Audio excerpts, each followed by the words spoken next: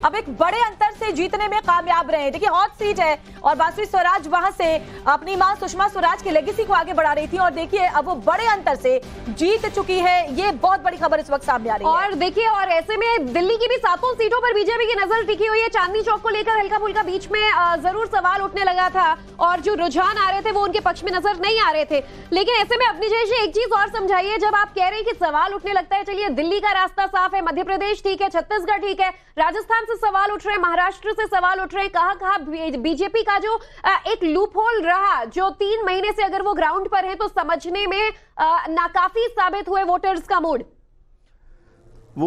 भी। और एक बात बड़ी मैं कहूं कि हो सकता है कि उम्मीदवारों के चयन में कहीं कमी रही हो। एग्जैक्टली आपसे मेरा सवाल ये भी था सर, उत्तर प्रदेश में खासतौर पर अगर पीछे हैं तो एक एंटी इनकम्बेंसी और जो सांसद सिटिंग सांसद थे जिन्हें तीसरी बार टिकट दिया गया है वो हारते नजर आ ररे हैं।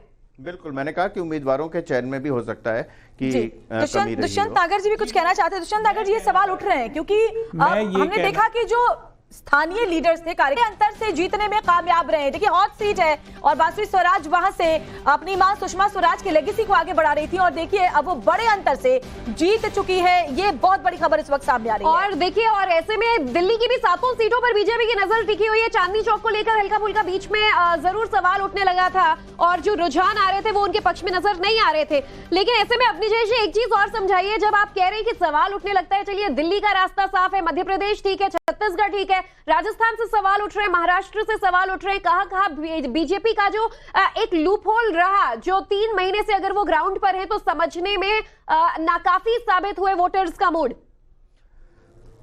मूड भी। और एक बात बड़ी मैं कहूं कि हो सकता है कि उम्मीदवारों के चयन में कहीं कमी रही हो। एग्जैक्टली आपसे मेरा सवाल ये भी था सर, उत्तर प्रदेश में खासतौर पर अगर पीछे हैं तो एक एंटी इनकम्बेंसी और जो सांसद सिटिंग सांसद थे जिन्हें तीसरी बार टिकट दिया गया है वो हारते नजर आ रहे हैं।